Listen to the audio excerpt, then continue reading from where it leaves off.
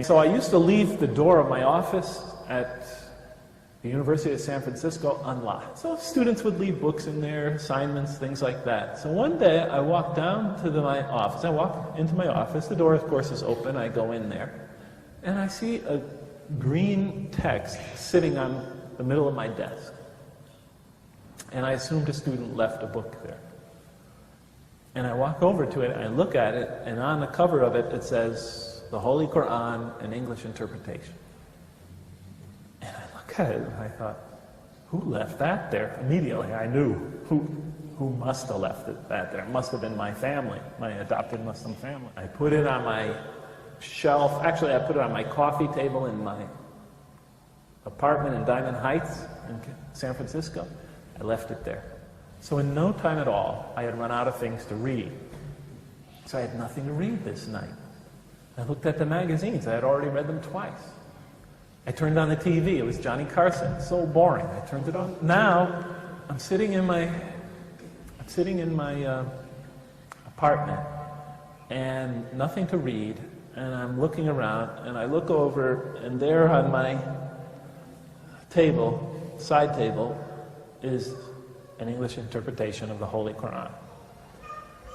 So I pick it up and think, why not? I'll read a few pages, I'll get bored, I'll put it down. You know, maybe lucky, hopefully it'll bore me to the extent that I'll go to sleep. No, I mean, seriously, I wasn't expecting much. You know, although, you know, some scriptures I had read were very beautiful. I had beautiful stories. So I thought, you know, maybe the stories, the myths, etc., will be interesting. I pick it up, and I look at the first surah. I turn to the first surah, and I'm just reading it out of academic curiosity. And in the name, it's obviously a hymn of praise to me. It's like a psalm for those of you who know the Bible. At least it starts that way. In the name of God, the merciful, the compassionate, all praise be to God, ruler of all worlds, master of the king or master of the day of judgment. Actually, the day of requital, the day of recompense, the day when accounts are settled. To you alone, and then it goes on from there.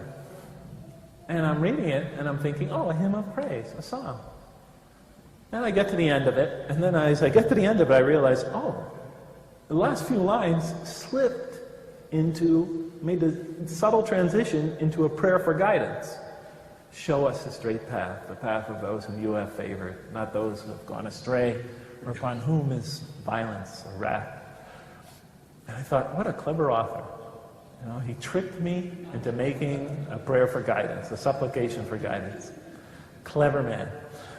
So I assumed the Quran had a human author.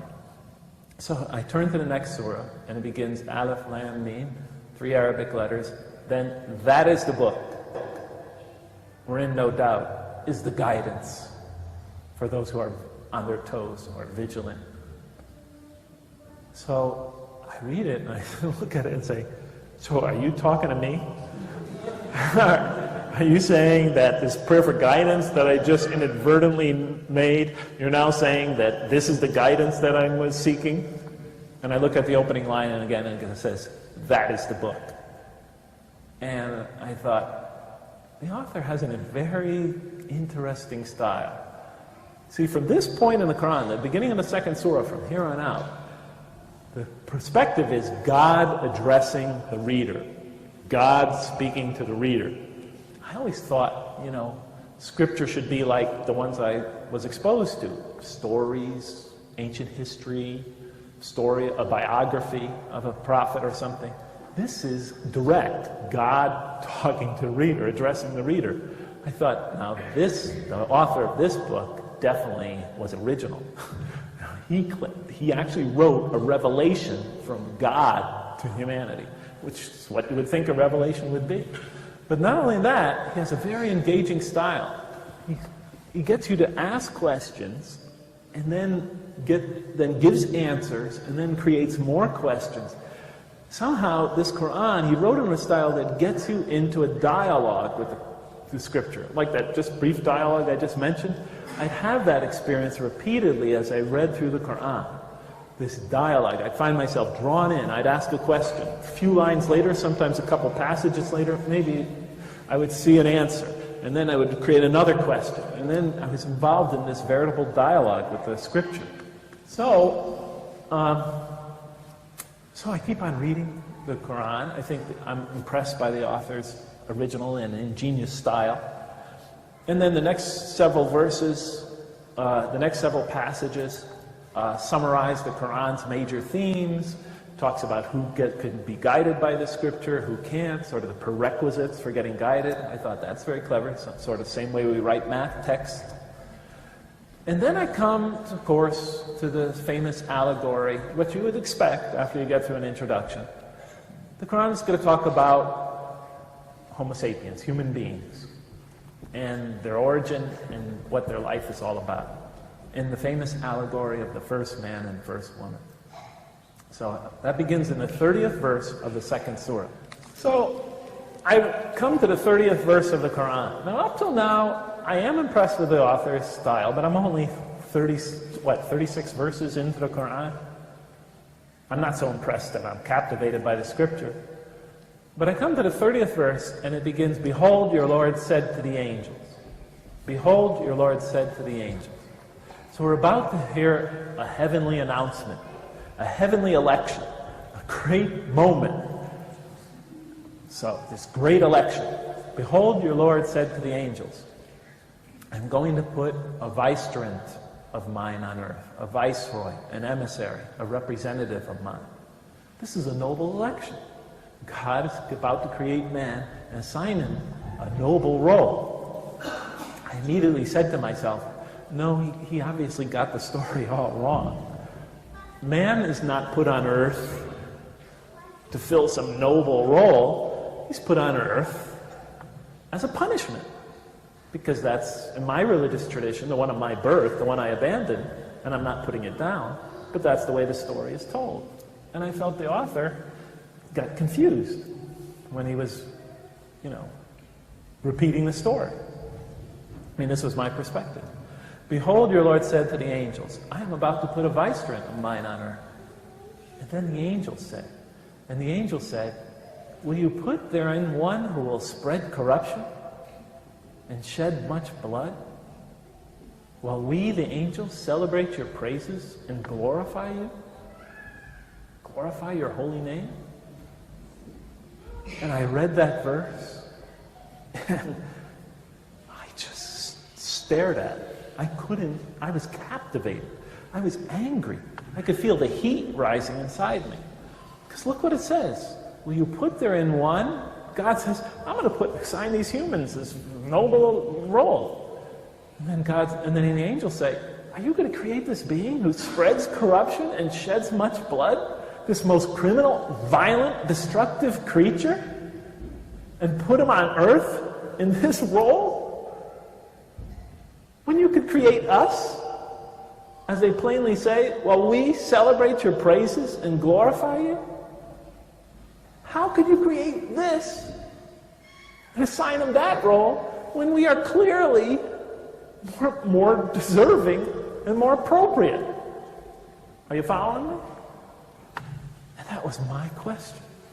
That was my life. That was my childhood.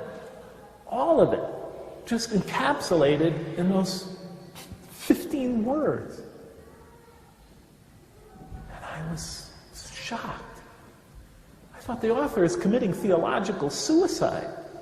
You don't ask the most poignant question in the history of man's theological reflections, a question for which there is no rational answer, in the beginning of the story of the first man and woman. At least wait to the end of the scripture. But don't put it from the start.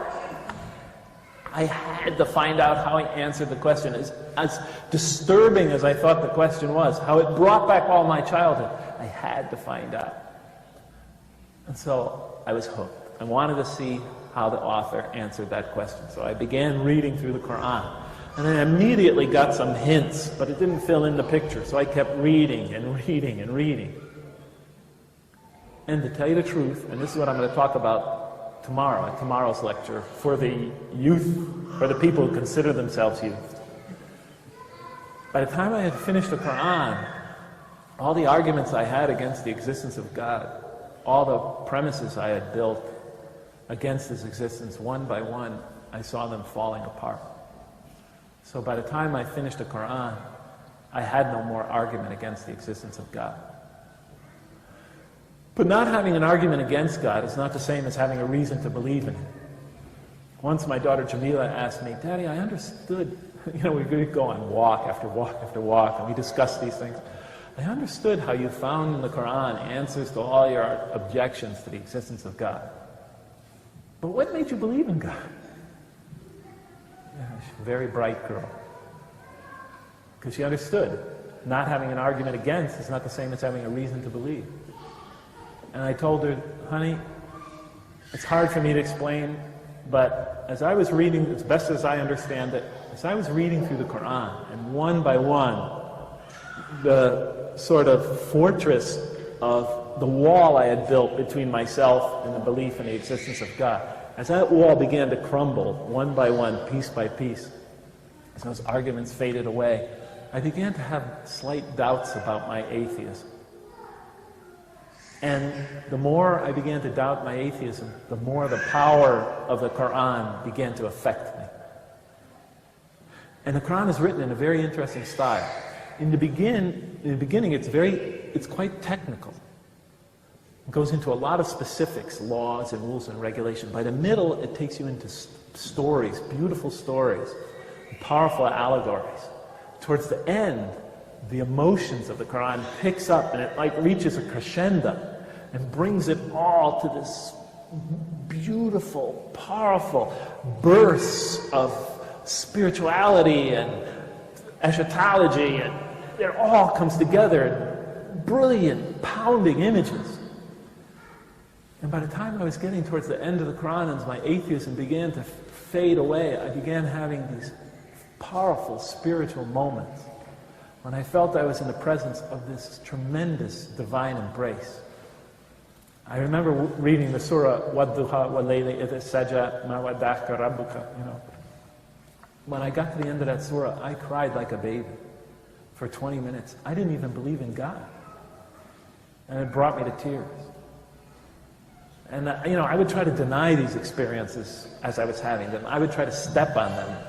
They just kept coming.